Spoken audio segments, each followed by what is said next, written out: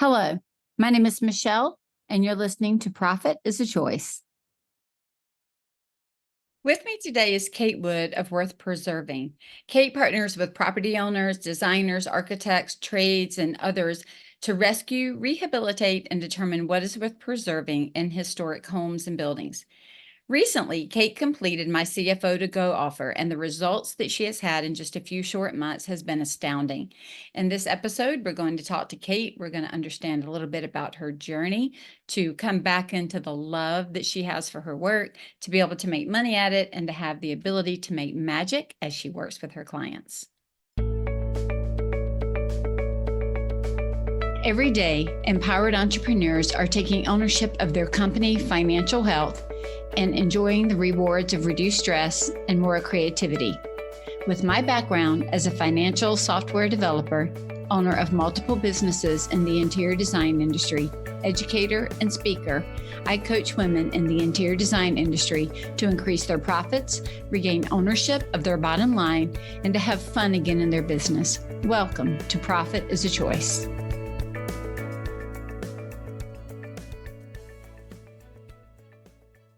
Hi, Kate. Welcome to the podcast. Hi, Michelle. I'm so excited to be here and talking to you. It's like stepping inside one of your favorite podcasts. So it's just fun to be on the interviewee side. I love that idea of stepping into your favorite podcast. I never thought about it, but it's almost like, what's your favorite TV show or Netflix series? And then getting to get right in the middle of it. The same Yeah, thing it's like with suddenly I'm a character in, my favorite series. Oh, I love that. Gosh, that gives me so many visuals. I love that you described it that way. So, Kate, you and I met at Luann Live, one of her events that she had in November of 23 in Florida. And I think, I don't even remember how many people, but 2 or 3 people I know came up to you and said, you need to meet Michelle. I mean, a couple of them actually brought you over to me. And while you were standing there and they were introducing, other people were coming up. Yes, Kate, I told you to meet her. Yes, Kate, I told you to meet her.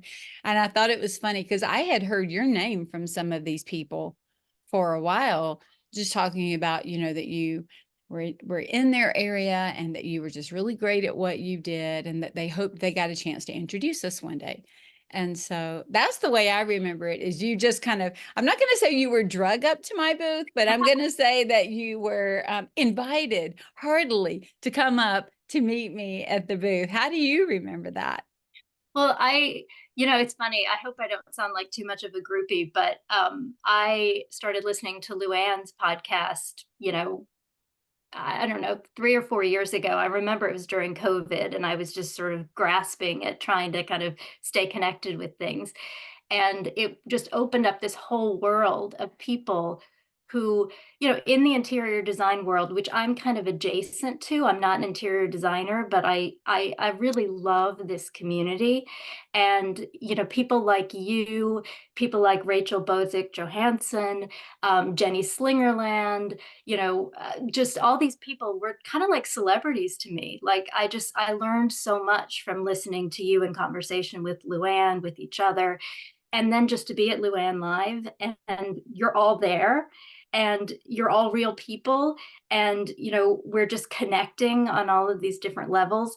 And then to have them introduce me to you, which I would have introduced myself to you anyway, but it's just to have that, this sort of community of trust. I mean, I really have grown to trust and just adore all of you. So, I had the opportunity to coach with Rachel, to coach with Luann, to coach with you, and it's really just added so much to my business, but also just to me personally. So, thank you. This is Oh, my you're publicly thank you for that. Oh, you're so welcome. I can speak for myself, and I've coached with Rachel and I've worked with Luann on different things, and we're actually coaching right now in the CFO2GO program. I'm helping her, but which she's mentioned multiple times on her podcast, so I don't mind mentioning it too.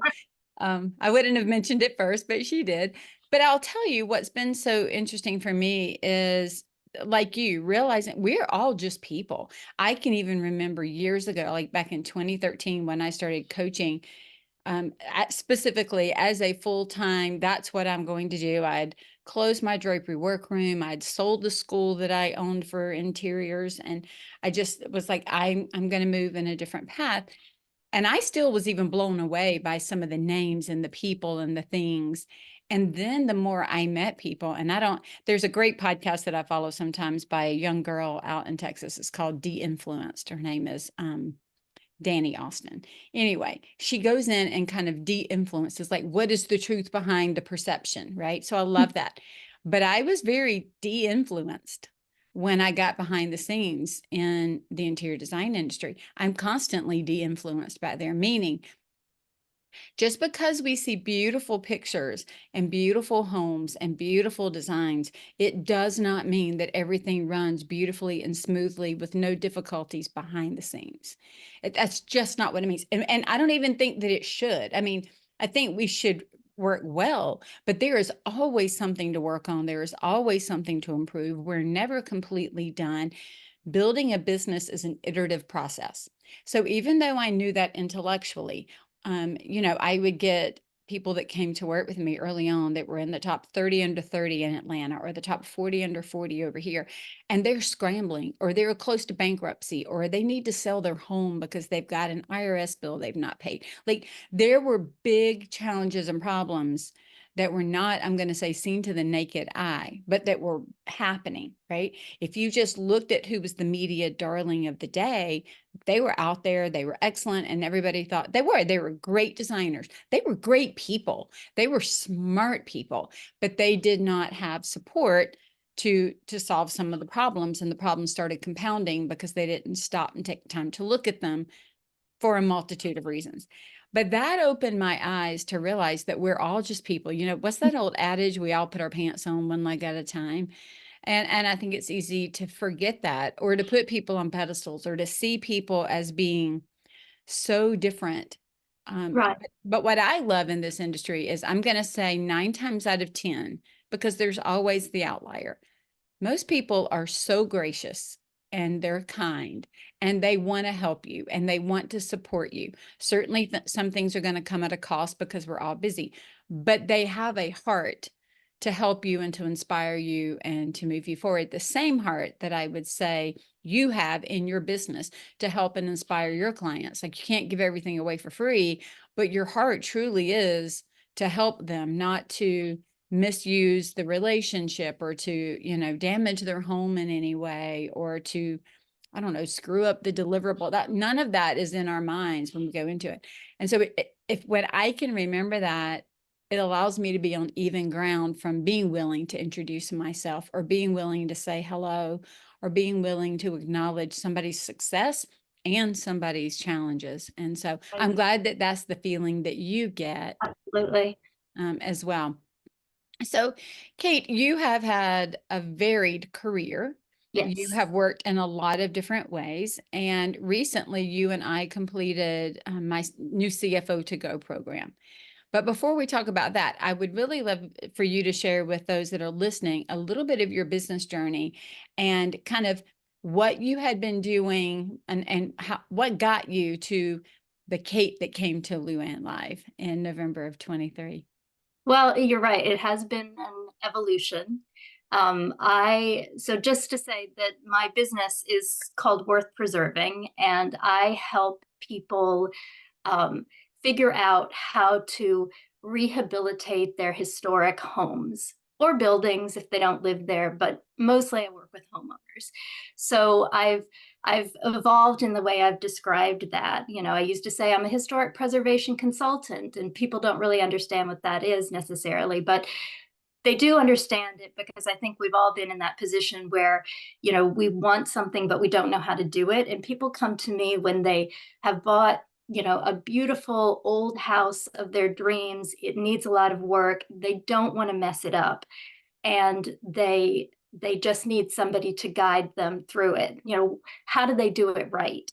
So it's when I say I'm adjacent to interior design, I mean that's a lot of what interior designers do too. People come to them because they value their expertise. They need somebody to hold their hand and tell them what to do and walk them through it.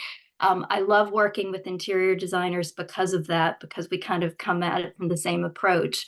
We want to help people do the right thing and to feel good about the investment that they're making. My little angle on it is that I'm helping people strategize when it comes to their old house, their historic home, where there's something really valuable there that's worth preserving, which is why I called my company Worth Preserving. But sort of rewind, you know, 35 years, I'm, a teenager growing up in New Jersey, living in a 1920s Tudor revival style house that my family, worked with our bare hands to, in some ways restore it, in some ways really mess it up. I feel like I'm still doing penance for some of the things that we did to that poor house.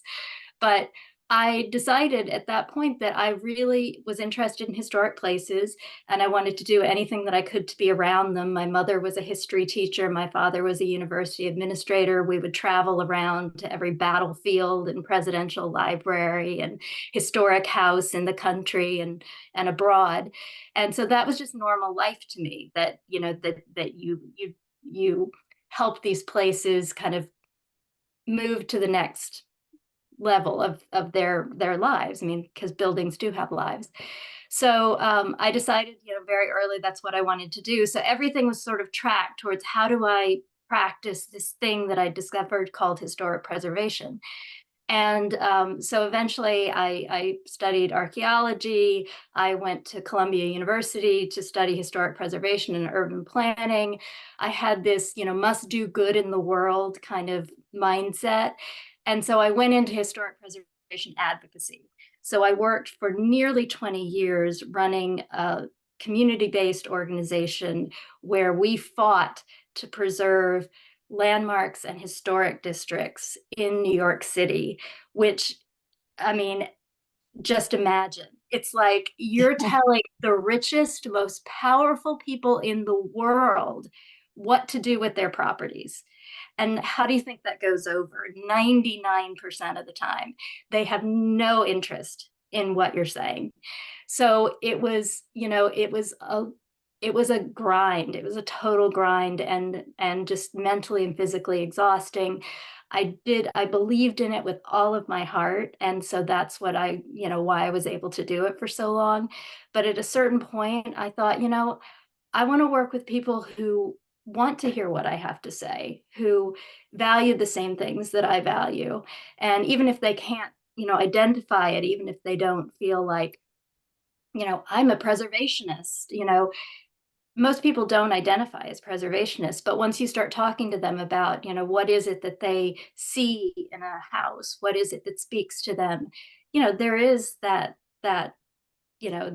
resonance, that sort of people who are old house people know that they're old house people. So I wanted to be with them. And so about 7 years ago, I left the nonprofit world and I started my own business. Got my real estate license so I could spend even more time looking at old houses, and started Worth Preserving. So ever since then, that's what I've been doing. I've my geographic focus right now is the Hudson Valley of New York. So it's about 2 hours north of New York City. So I still have one foot in New York City, one foot in the Hudson Valley.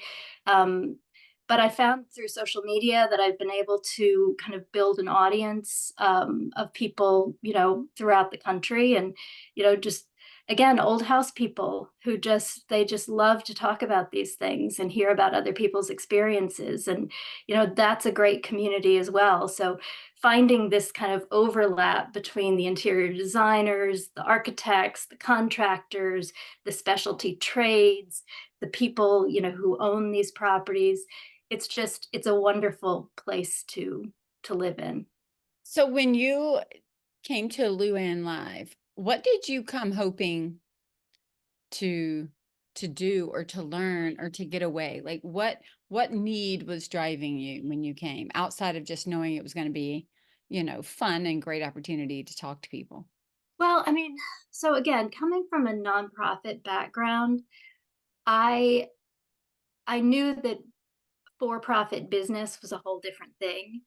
Um, And I felt like, okay, well, I I can give myself permission to learn as I go to an extent, but I was finding after maybe 5 years that I was, I was hustling a lot, I was working really hard, I was trying to do it all. I was trying to kind of be all things to all people. I was trying to be a designer, I was trying to be a project manager, I was trying to, fix people's windows. I mean, just doing all different things. And so, but also realizing that I wasn't very clearly articulating what it is that I actually do and Mhm. ways that I can help people. And so people were kind of learning about me by chance, by word of mouth. And I really just wanted to become more intentional. I wanted to get really clear on what it is that I do, how I serve people, and try to focus.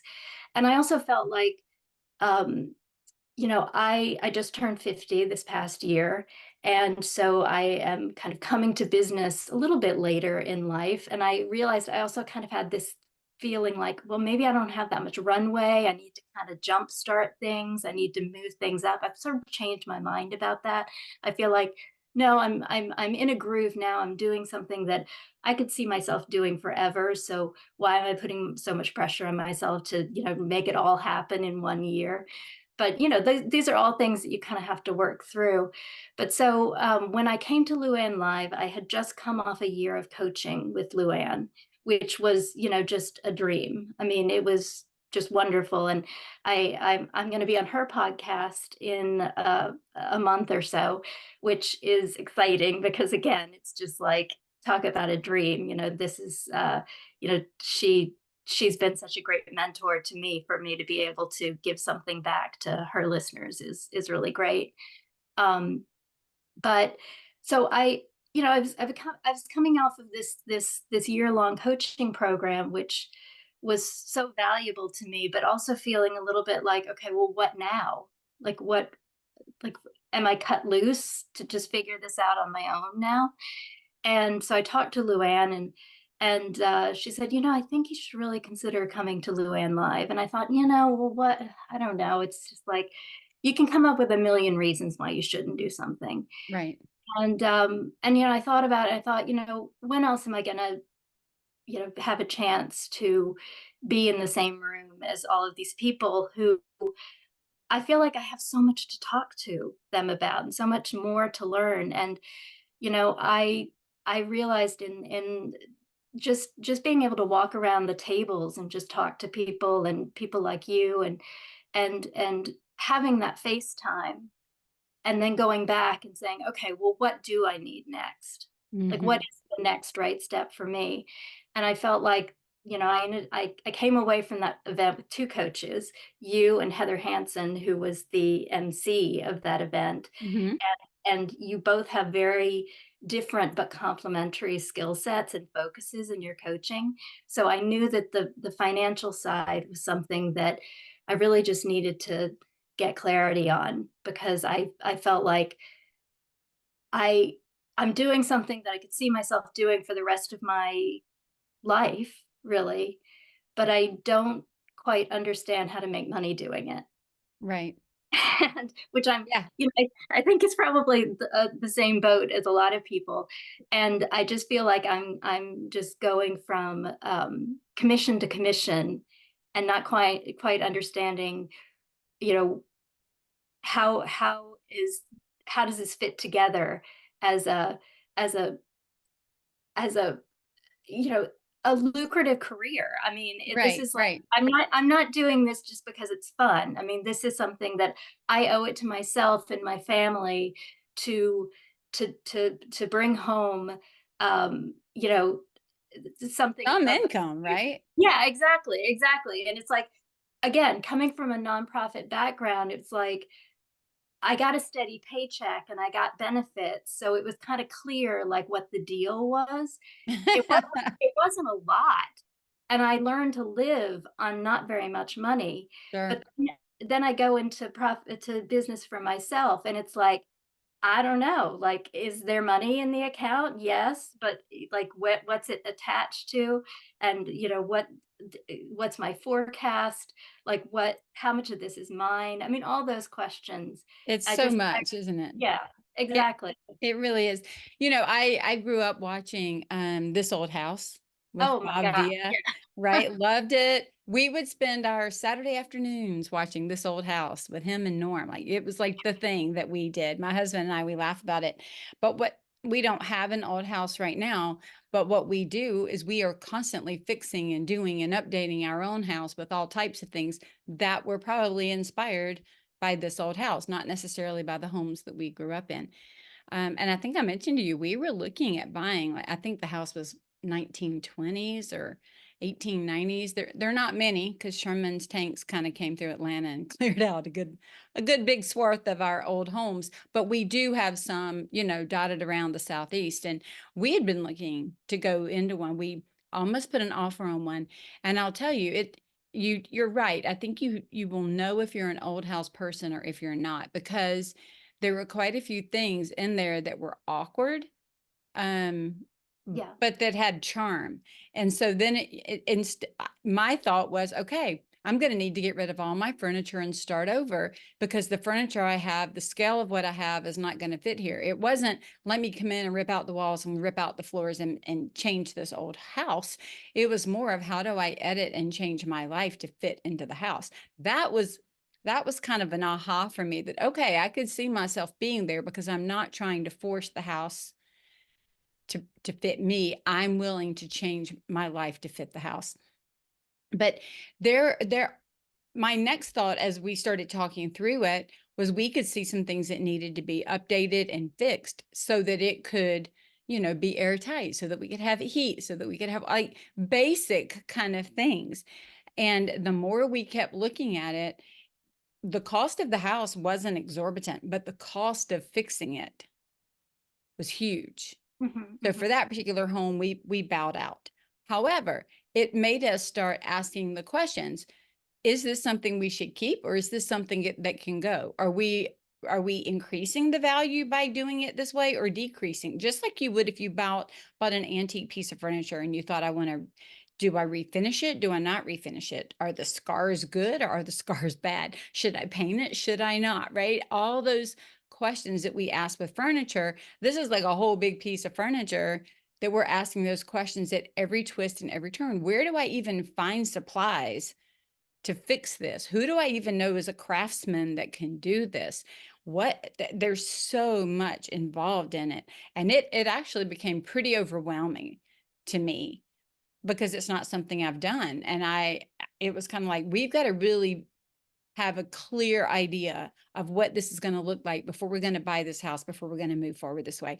And I think that's where one of the places that what you offer is so beautifully poised and situated, even if it's in a downloadable document, right? And you Mhm. don't get to come see my house because I'm in Georgia and you're not. Even if it was some document that told me what to do versus me being in the Hudson Valley and you being able to come over and look at the property and assess it, just having somebody in that role of an advisor who can tell me what I should and should not do. And and that doesn't work for the state because they're going to tell me Right, what they right, want, right? I want somebody personally invested in my good to come have right. that conversation. So when you were sharing with me in depth about what you did, like I can see the possibilities not only to support me, the homeowner, and we talked about this, but supporting designers who are like, my clients just bought this house. I've never worked in a home like that. They're bringing me in to do this, and I need that adjunct. I need that other skill set the same way that they would lean on an architect or a builder. Let me lean on somebody with a historic, deep understanding, and how that works in community, who can then assist me while I'm choosing fabrics and choosing things. They can tell me like this is in this period or this date or whatever, Right, right? So right. I immediately saw the picture, when you called me, of kind of the opportunity that's in front of you. Well, and I love, like, you're making me think that it's a metaphor really for, because I am kind of like a coach to homeowners to designers to Exactly. other team members because, there people come. It's like I can be on the outside and see the whole picture. If Right. you just invested in a historic home and you're listening to the contractors tell you that it's gonna cost $100,000 to do that and $50,000 to do that, and then maybe you're working with the designer also, and the designer is saying like, "Well, we have this opportunity to do all of these things," and you think like, "I don't know if that's the right thing to do." Like, I can look at it from the outside and say, "Okay, look, this is what's special about your home. But we're not making a museum here. This is Right. about this is rehabilitation. This is about taking what's special about the past and marrying it with what we need in the present, and also thinking about the future. Is your family gonna grow? Are you gonna pass this on to your children? Is this, you know, is this your 5-year home?" Like, things like that. So I'm able to kind of see things from the outside, tell you what I see from my place of expertise. And I think that that complements other people on the team so that everybody can kind of stay in their special lane. And Hmm. we all bring our magic to it, That's you know. right. And And it's we're it all working for the betterment of the home for the client, right? Or for the Right, space. exactly. And I kind of see that. I mean, I think the more I got into coaching, it helped me see that about myself as a business. Right. So it's I believe in coaching, and I believe in multiple coaches. It's a team effort because again, like I came from a background where making money was not the point. Um, it was there was no room for imperfection because you had this mission that you were trying to accomplish. So there's, and now I'm just in a totally different place where, you know, we are making magic here in these properties. And it's just, we're all pulling in the same direction. That's So right. I think that that is the difference, and you were making something really special. So I think the more I And there's coach. not a pre-planned idea of what the outcome should be, Right, right? exactly. So there's It's all creativity.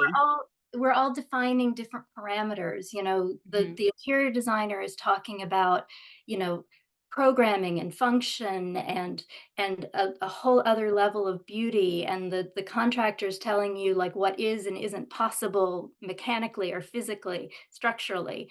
And then the architect is, doing their thing.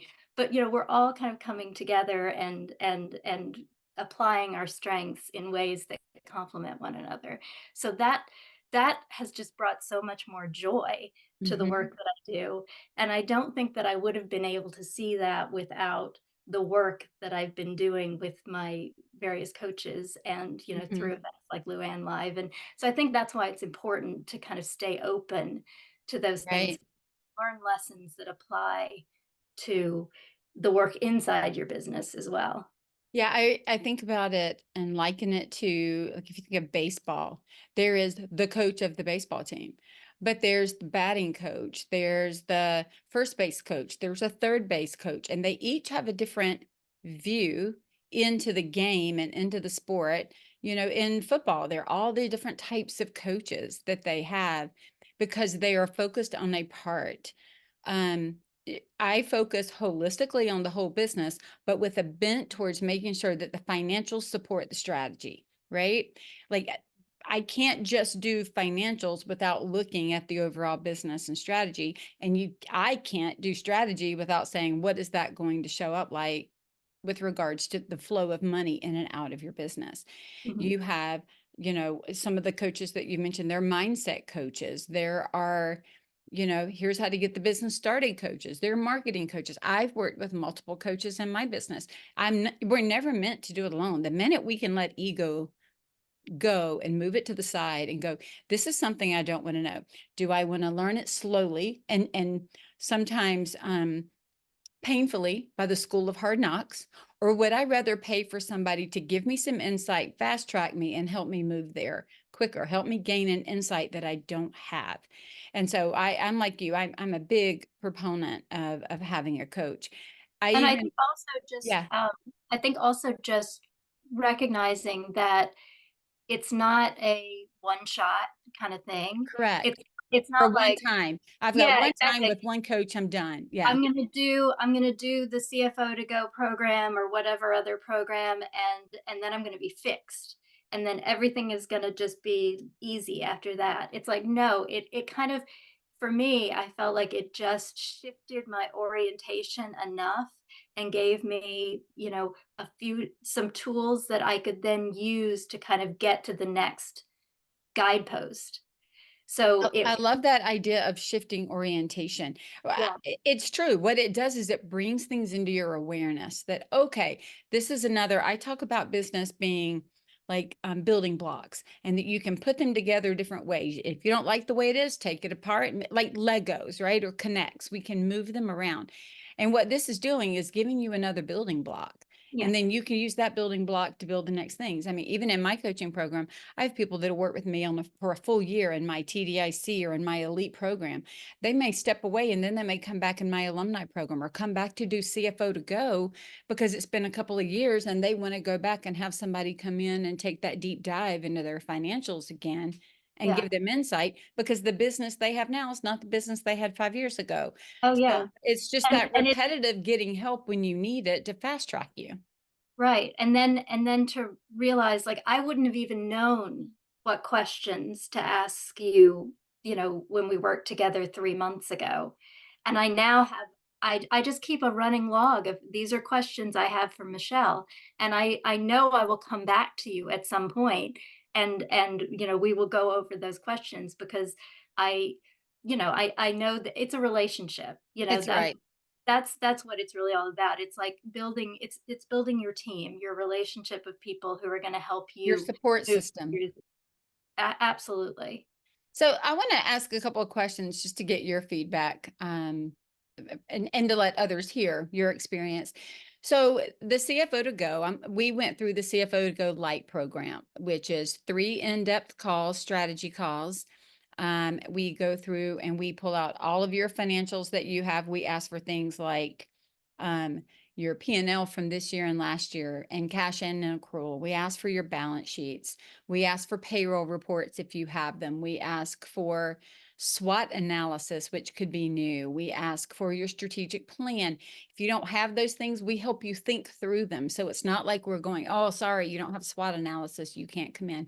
We have you do a couple of assessments so we can kind of see and gather our thoughts and your thoughts around your financial understanding.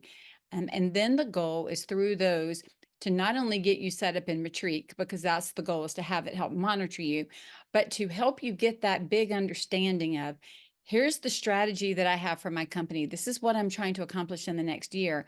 Are the financials that I have set up in goals and in planning, are they in alignment with that so that I can depend on the financials to be there or to go get the financials that I need to do the work that I'm saying I need to do. Because there's nothing worse, Kate, than having a plan and then not having the financials to be able to put the plan into action. And so this three meeting program is really what we're trying to do, is to just fast track it, to say, let's help you get this together quickly so that you can move on and go fill in the blanks. I think I described it to you as our goal is to help you create the picture on the front of the puzzle box and then put the edges together. We're going to help you put a border and then you get to go work on the inside. We certainly will support you further if that's what you want, right? But you have the option to say, I just want to build this and then I want to soak it in and try to do some on my own, and then I'll come back, like you've described. How did it feel to you because I know some people sometimes go, I am so afraid to hand over some of this stuff because we are asking for it. I mean, it's me. So we'd met. So you're trusting me, but you're giving me this information quickly, right? We're not doing this long, drawn out, let's get to know you for 3 months. Oh, now please hand me this. It's okay. You want to go? Let's go. Give it to me and let's move forward. How did it feel sharing that information and laying it out there? Well, I mean, I felt proud of myself in some ways because I wasn't a complete mess. Oh, no, no, no. I mean, I felt like, I mean, I actually love numbers. I love spreadsheets. I love to play with numbers. I love to fantasize about like, if I make this much, then this, you know. Yes. So to me, it's like it's not totally scary and you know, miserable to deal with numbers.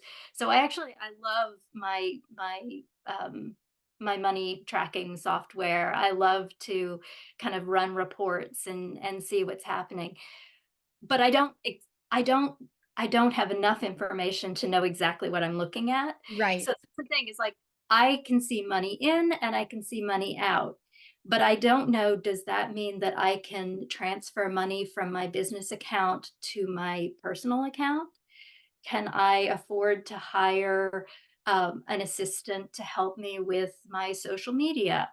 You know, like, Right. I think it was always that fear of, and almost this, you know, I loved seeing the money, but I almost felt like Scrooge, like stacking my gold Yes. coins up, because it was like I don't know. I was in such scarcity mode. Like I just want to keep all this money Right. here and I don't know how to spend it. Right. And so, and I had gotten into, you know, you know, I've been there. I've been there with the huge credit card bill that I don't know how to pay, or the oops, forgot to save for taxes and then have to Yep. pull money out of the, you know, the IRA or whatever to cover that. So I have been through enough painful things like that that I'm like, okay, I don't want that to You happen don't again. want that again. Yeah. But I just don't know how to, I didn't know at that time, you know, how to take that information from all this tracking that I was doing and then project that into my business, and like Yep. how to, you know, How to am use it for your good, really, yeah, right? am I profitable? Am I, you know, am I doing it, you know, can I afford to do this? Can I afford to pay myself? You know, all Right. of these big questions that it was like, okay, well, if this is a business, then I can't just sit here and count my money. I have to, you know, be Right. prepared to take some home and spend it and, you know, do Yeah. things. Enjoy it. Yeah, exactly. So I think that um that's how where I was when I came to you, and I knew that that was a priority Some of the big for things my that, own sense of self-worth, you right. know? It's like I'm not just, like, earning money, I'm actually, you know, bringing it home and Bringing it able to home. spend it. Mhm. But, yeah, and just like, is this a real business? Yeah.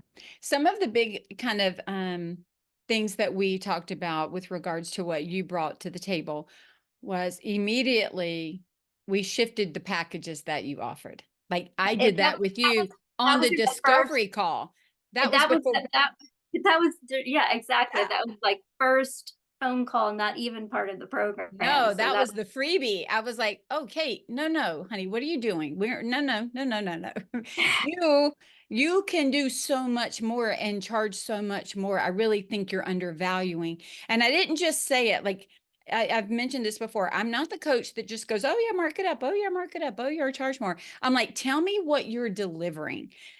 Give me the scope of work for what you're doing." And when you gave me the scope of work, and I asked you what you were trying to earn hourly, and then I asked you how many hours it took, like the math did itself in clear view, right? It wasn't just a gut feeling. Like I was using data immediately. And I was like, oh, Kate, no, no, what you're doing, we can shift. And you can make this, and it can look like this. I think the other thing that I remember very clearly was in some ways you were finding yourself being pulled into some portion of the work that you didn't love as much. And Mhm, you wanted a bit more control over who you said yes to kind of do that full project management with, and where you said no to a full project management, because that's the unknown. You could plan for the scope of work to design or to give an analysis of the home or whatever. It's that ongoing support that kind of opened up the part that you couldn't plan out as well. And then just honestly giving you permission and then pricing it appropriately so that if you were asked to do that and you wanted to say yes because it encouraged you and excited you and let that magic happen, then it allowed you to also be paid fairly for that work. Those were some big kind of big shifts that we made. And then another one was honestly creating budgets for things like coaching and yeah. education so that you knew this amount of money I'm going to set aside for the learning and the career path education that I have for this year. This money I'm setting aside to be able to bring some home. This money I'm setting aside for taxes. And this money is honestly just to build the company or to hire an assistant or to get help in these other areas. So it was segregating some of it out and being very intentional about not only the spend, but what do you need to earn to be able to have the spend, right? We want an earning to match to the spending as much as we possibly can.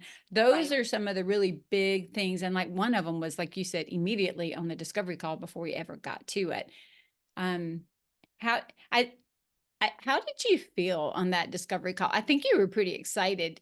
Oh, Um, I was, because we didn't even sell, we didn't even close the sale on the discovery call. You just kind of sat with it for a minute, yeah, but yeah. No, I mean, it was like, you mean I could just do the part of my work that I enjoy the most and actually have a profitable business just based on that? And so the service that we were talking about was where I do these site consultations where I'll come and I'll meet with the homeowner and I'll go through, I'll or help the them, designer. or the designer. Yeah, it could be the whole team. Like That's if I right. were brought in to really just inventory what it is that's special here, that what do we need to make sure no matter what we're preserving these things. I always think of it as kind of cracking the code of the house. Yeah. and and that's, I love doing that. It's like detective work. It just lights me Well, up. you could tell that. I mean, you had joy when you described it, and then there were other pieces and parts that you were describing, and I could just feel your energy like coming way back down. Yeah, because I so in my mind, I thought that the site consultations were just kind of like a one-off thing that I would do for people, and that, it it might lead to something, it might not. Or actually no, it was more kind of like that was sort of the marketing piece. Like I didn't It need was to the get, loss leader for you. It was yeah, a loss leader, but it was the thing you loved the most. right, exactly. And so when you started talking about, you put the label of what are your profit centers? And when I really looked at it, I was like, that could be it, and that would be amazing. If I could just do, X number of these every year, there's my business right there, and then everything else is just fun, You you get know? to choose to say yes to the other things. So we immediately shifted the business from this is a loss leader to wait, this is actually the heartbeat of the business. This is the part that I love the most. I don't want to blow it off. It certainly can't be a loss leader. So we repriced it on the discovery call Yeah, based on the other financial inputs. Like you said, you had the data. So we used the data to inform a different pricing structure and honestly a different offering structure. yeah, Then when we moved into which of course that cleared up the CFO2GO that it was going to work, right? So yeah, so we got started and moved in, and I love that we even talked about in there, and you had, I think, had another coach that had mentioned something to you, but we talked about in there even just expanding and really connecting with the architects and the builders, because a lot of times they're going into these homes, they don't have that expertise. They're just making the best decision they can make at the time, and really looking at the fact that it might be that in the past homeowners were who you sold to the most, but that you really are that adjunct. That's when we really worked on your title and how you fit into, I'm going to put the umbrella of interior design. You are a trusted, just like they would call in the millwork person, or they would call in, somebody who's going to do their window treatments, a trusted professional to come in to talk to them about motorization or the areas that they are not as up on. Having you as that resource to be able to call in. So then building the package for the magic and the things that you love that also supported the design community. yeah. That's where it got really fun. And But you yeah, get to go, oh my gosh, I get to do the stuff I love. well, no, and I think I had this insecurity that I'd be stepping on somebody's toes. Like that the interior designers or the contractors, the builders, the architects, whoever would feel like, oh, no, no, no, we've got this all taken care of. Like Right. we don't need you. We don't need yet another person there, with their hand out asking for a cut of this project. And then I realized, no, wait, I need those people, and they, it's we They don't need you too. They we don't don't know these we things. don't all have to do everything. And so That's I right. think that the conversation with you where I was like, okay, well, I mean, maybe sometimes it makes sense for me to be in a quasi design role, or maybe it makes sense for me to be in a project management role. But if all I'm doing is bringing that lens of what's worth preserving to this project, that has incredible value in and of itself. And I don't have to get in anybody else's lane to Or do. apologize for what you're bringing to the work. Yeah, exactly. So if I'm feeling that way, let me reach out and sort of shift, because I had been doing some networking with, Sure. different professionals, but let me just change the conversation a little bit, like Mhm. ask more questions about like what are the pain points that you're experiencing when you're working with old houses? Like, what are your frustrations? And people say, well, it's the local authorities, or it's the you know the fact that there are no qualified trades, or things like this. It's like, I have some solutions for that, so That's I right. can kind of connect some dots. So it's yeah, I think really stepping into that. So I mean, even though a lot of what we were talking about had to do with my books and different things, there was a lot of mindset uh, And coach strategy. Because and because again, we cannot look at our financials in a silo. It's right. not like our financials are to the right and our strategy and our mindset and our plans are to the left. They have to intersect. And to me, that is the beauty of the CFO to go program, right? Yeah, Or even the full-on coaching that I do. It yeah, is the merging, that intersection between the strategy and the plan and who I am and what I'm trying to do and how I'm going to price it and how I'm going to manage the money and how I'm going to run it through my company. That intersection is where the magic happens for the business owner and for the business as a whole. Because if we keep them separate, we're constantly struggling on one side or the other. We either have money and no strategy to spend it, or we got a strategy and no money to spend it, but they're not. It's kind of like I've got so much in my bank account, can I pay myself? Or I have mhm, no money in my bank account because I overpaid myself. Like right, where's the happy medium, that makes us feel good and doesn't have us so stressed at night? right. I'm curious, Kate, what were some of your key takeaways from the program? I I mean, shared what I remember yeah, and I the mean, big that was a ahas. big one. But I think that, you know, going back to the mindset, um, you put your finger on it in a way that was, you know, so poignant for me when you said, Kate, I'm not sure you're giving worth preserving your all. And for me, I was just like, what do you mean? Like, this is everything to me. I am passionate about what I do in my business, and but what you meant was you're holding back. Hmm. There's something you're holding back, and it's kind of parallel to that hoarding sense of like, I don't like I was almost frozen in certain Right. ways. I have so much to give, but I wasn't sure exactly how to do it. So I think that just um realizing that what was holding me back was, lots of things that I didn't know, the Right. insecurity about what to do with my money, um, and being afraid of stepping into this business fully and losing, parts of my life that I really value. Like, I love the flexibility of my life. I love working for myself. I love being fairly independent and flexible. And, I have a life, I have a family, I have two homes, one in the city, one upstate. There are a lot of spinning plates. And I, again, going back to my nonprofit training, you hustle, you work hard, you scream as loud as you possibly can.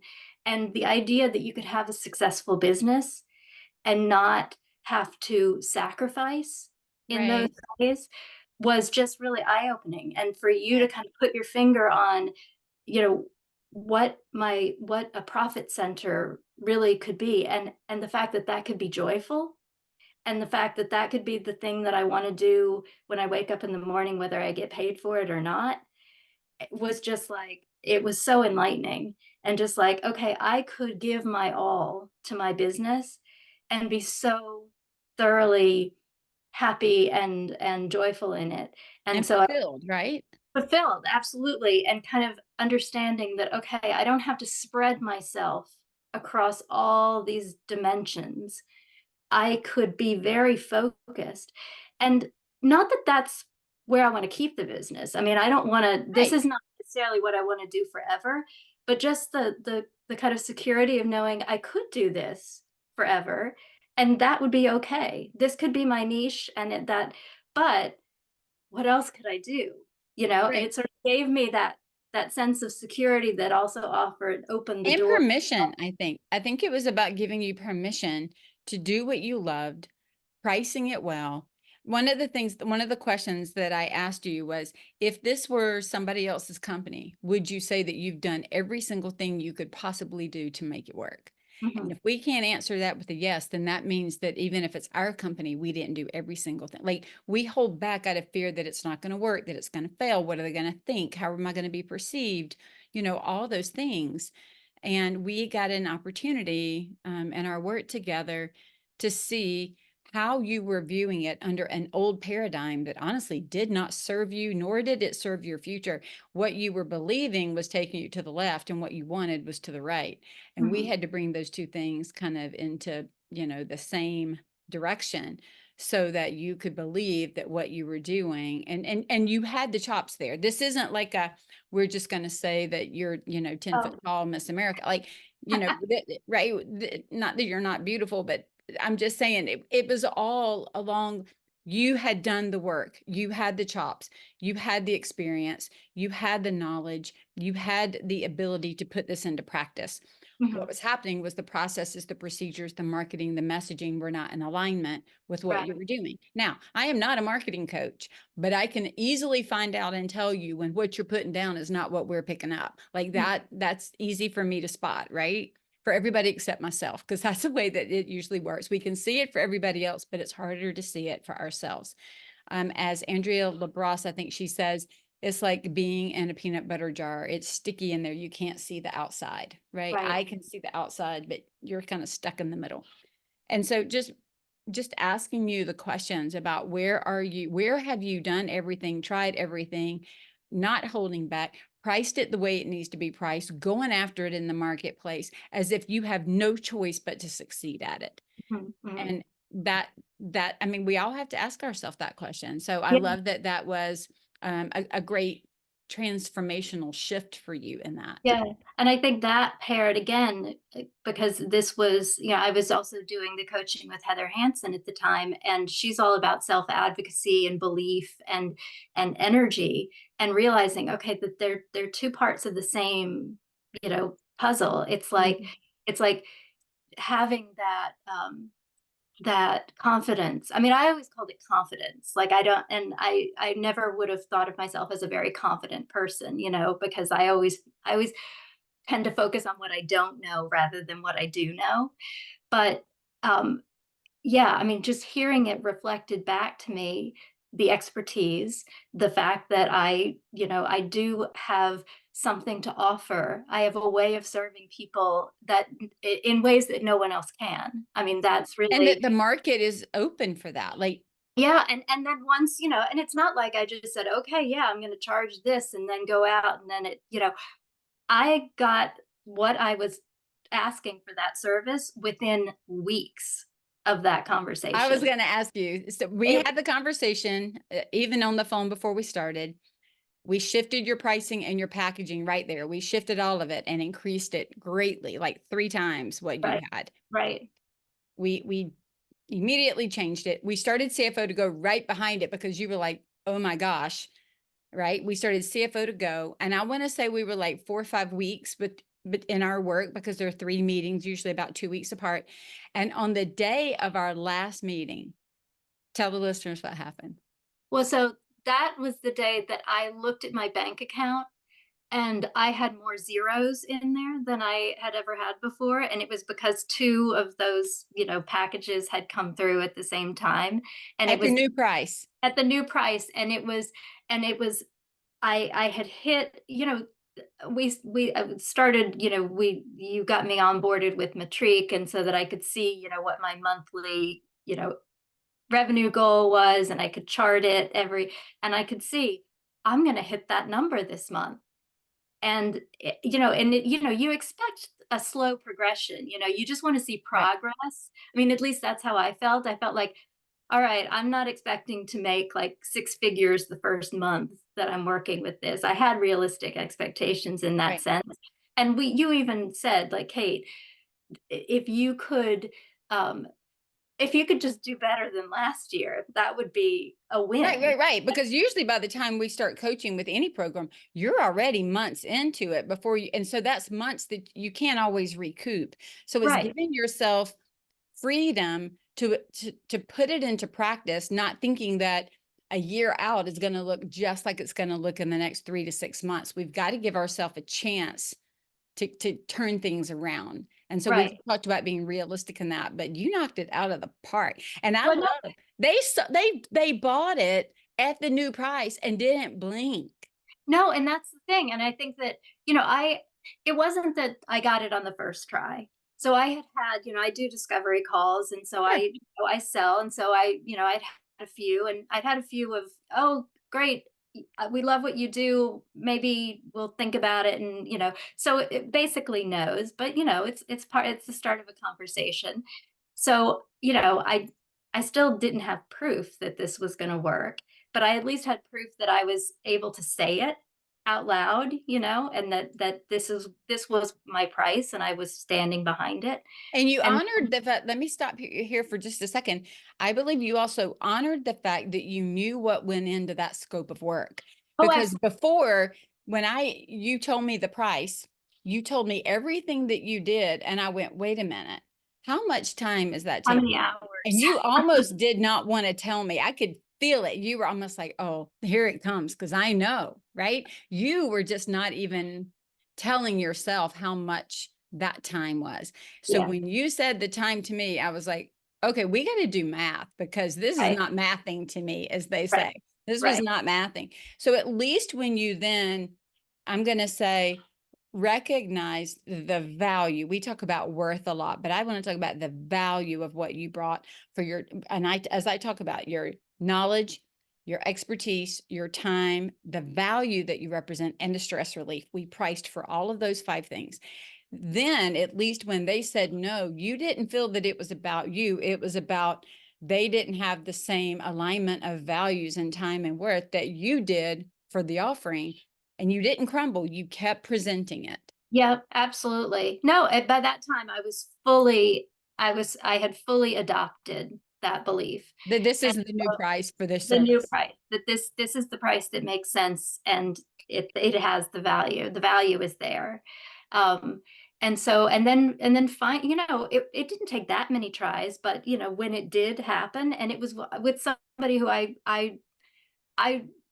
I didn't really think it was gonna work that time. I wasn't, you know, went in, did my thing, and we had a great conversation, but I thought, you know what, it may not happen. And then when it did, it's just like, oh, okay. And then it happened again, and then it happened again, and then it happened again. Yep. And and so you know, it's like the fairy tale ending, which is, you know, just one more guidepost in the story, is that, you know, quarter one of 2024, I made almost as much as I did in the entire year of 2023.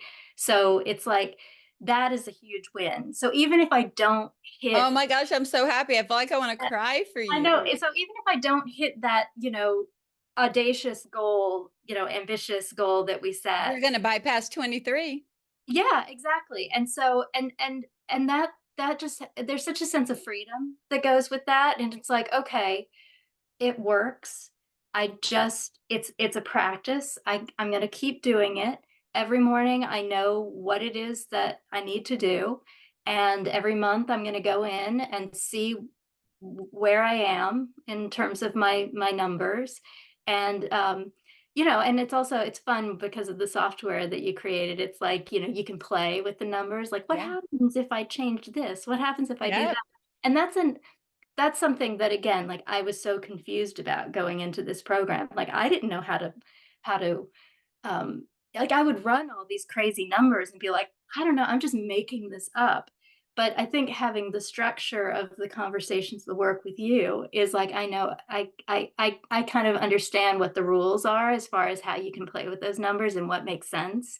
And so that part has become, just sort of adds to the fun of seeing, okay, where are we at the end of April, you know? So that's been a pleasure.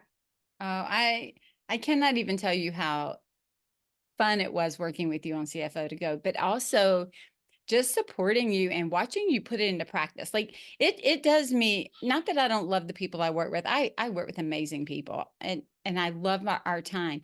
But when they really embrace the work and they really take the work and put it into practice, and then they see, the fruit of that work, and they see the outcomes and they see the deliverables, like I can't tell you anything that makes me happier than to see you successful because you've done the hard work. Like I just look at my role as coming along to fill in some blanks and to guide you on something so that you can go back and do your magic. Because here's the truth. You know this and I know this because you were feeling it. And I know you were feeling it. You voiced it. I've felt it before too. If I don't feel like I'm making the money for the value and the time and all the things that I'm doing, it takes the joy out of what I'm doing, even if I would almost do it for free, even Mhm. if it's the thing that I love doing. If I cannot see any outcome from it, either me being paid or lives being changed, at some point the joy in the doing is so diminished that I'm defeated by the thing that I loved and that brought me joy. And then And I can so then I can't help and people then I can't help people. Right. And then because I don't the want to sell magic's gone. more. Right. The magic's gone. I don't want to sell more. I mean, I've worked with designers that said, I don't care if another person buys my jobs or buys my design. And I'm like, what do you mean? They're so tired. They're so burned out. They're so overwhelmed. They've had a really bad project or a really bad client, and it does a number on us.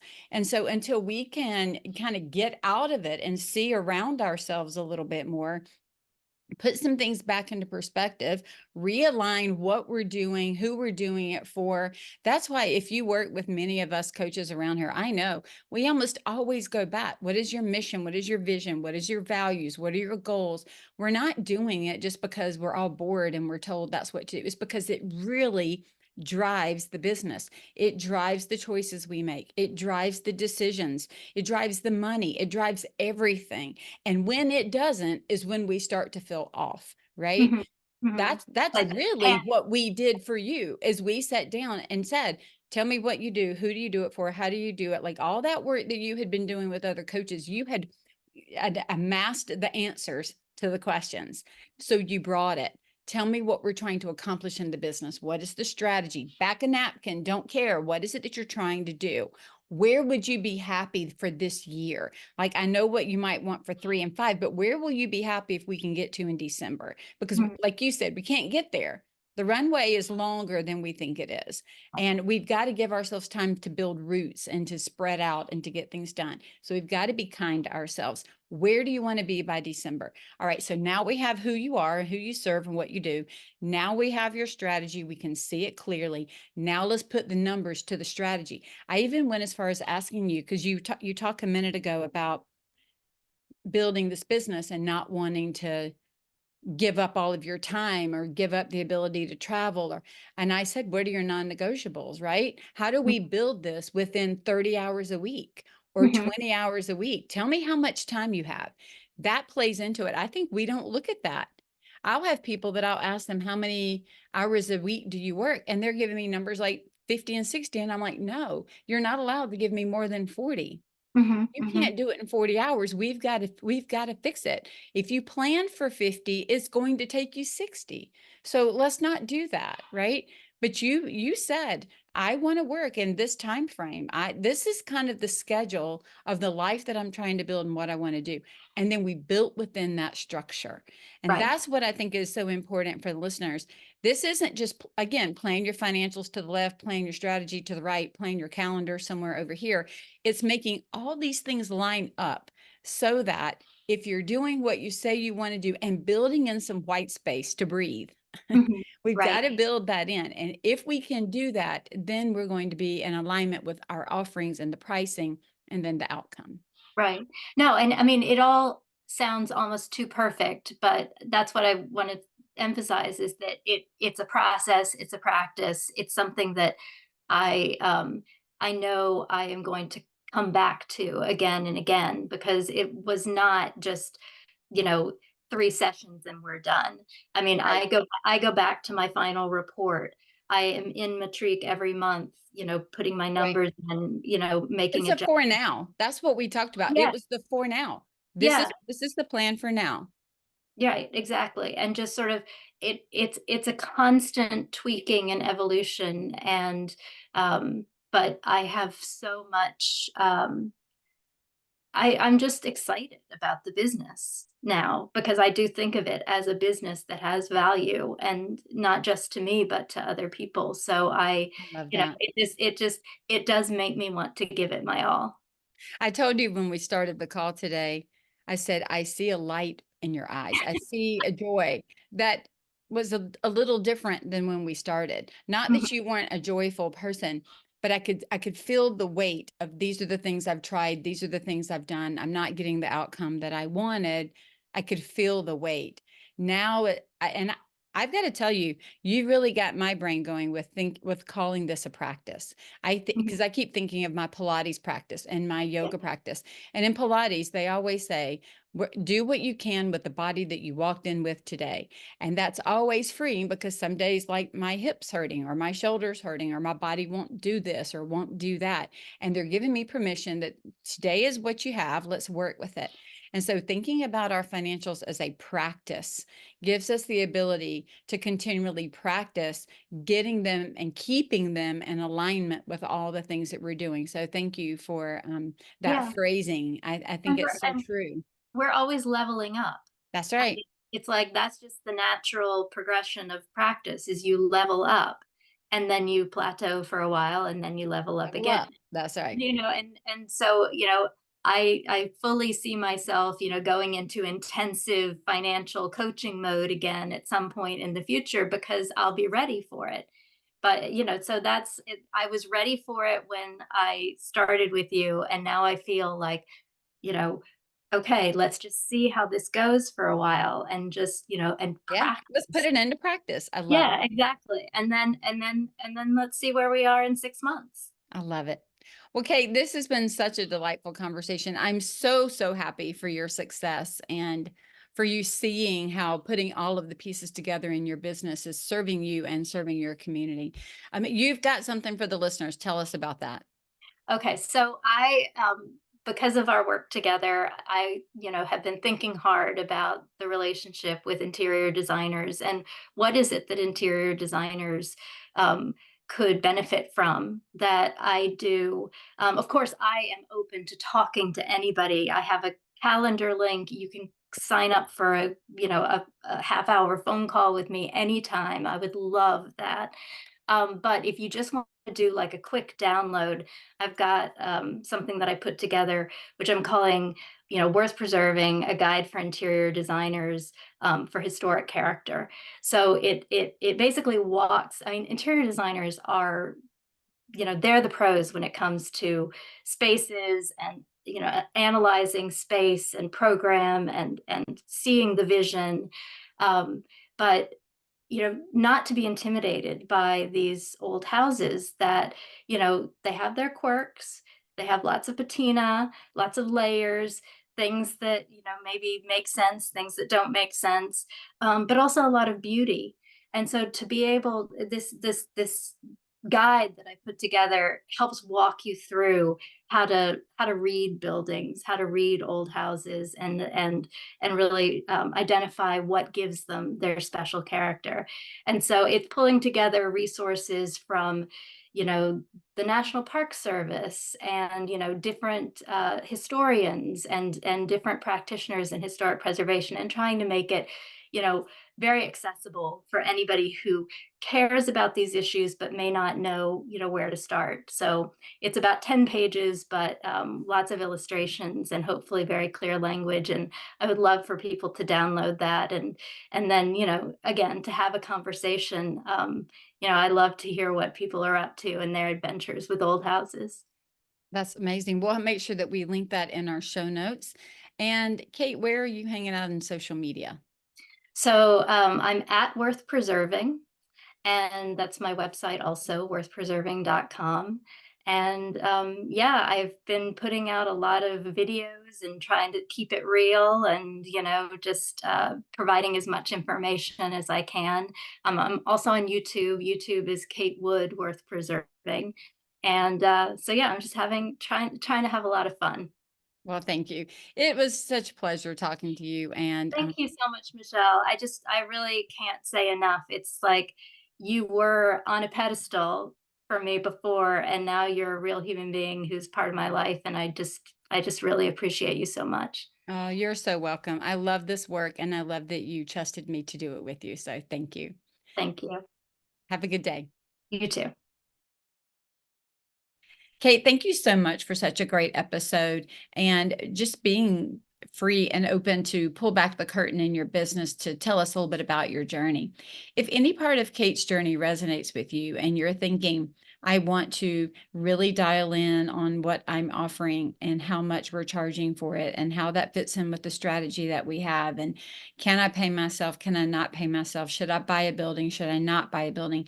How do I understand the intersection of my strategy and my financials? I'm going to tell you that there's help out there and that we can help you do that.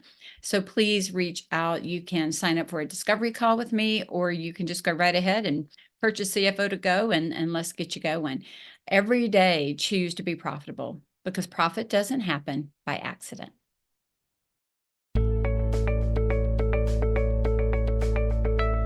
Profit is a Choice is proud to be part of the designnetwork.org, where you can discover more design media reaching creative listeners.